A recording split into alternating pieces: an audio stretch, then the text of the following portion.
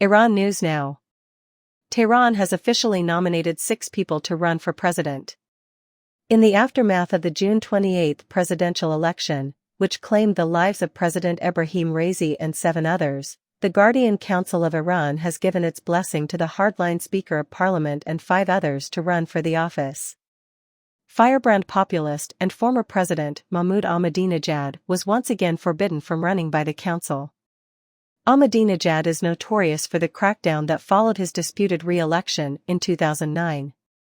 The 85-year-old cleric's 85-year-old disciple Raisi was formerly considered a potential successor, but the council's decision sets in motion a truncated, 2-week campaign to find a new leader.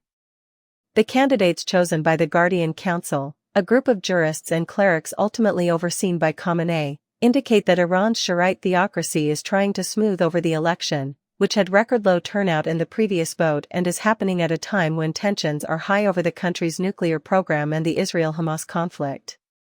Additionally, the Guardian Council persisted in its refusal to accept a woman or any individual advocating for a significant shift in the country's leadership. Iranian state television will most likely air live debates as part of the campaign. To bolster their campaigns, candidates also use billboard advertising and stump speeches.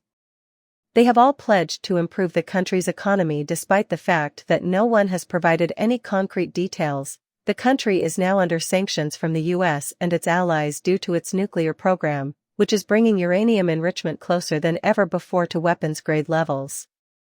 The ultimate say in such situations rests with Khamenei, although previous presidents have taken a more proactive or confrontational stance toward dealing with foreign countries. Former Tehran Mayor Mohammad Bagher Kalibaf, 62, who has connections to the Revolutionary Guard, a paramilitary group in Iran, is still the most recognized candidate. But many recall that in 1999, while Kalibaf was a Guard commander, he participated in a brutal crackdown on Iranian college students.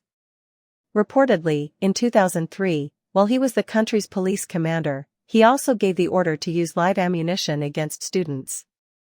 Both of Kalibaf's presidential campaigns in 2005 and 2013 were for naught. After his initial run for president in 2017 failed, he decided to withdraw his support for Raisi and instead run for president in 2018.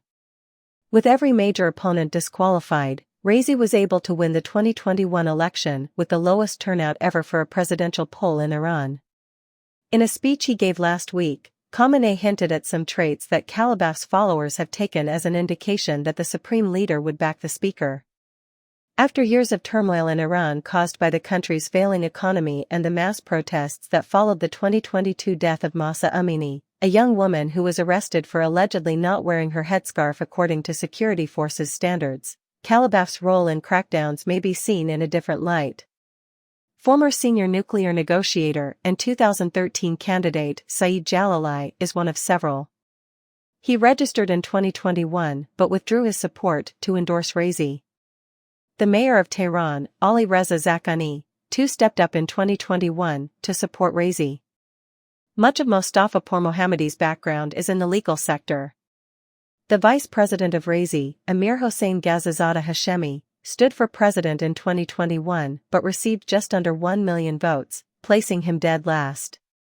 With no support from moderates and surrounded by conservatives, reformist Masoud Pezeshkian's chances of winning are slim.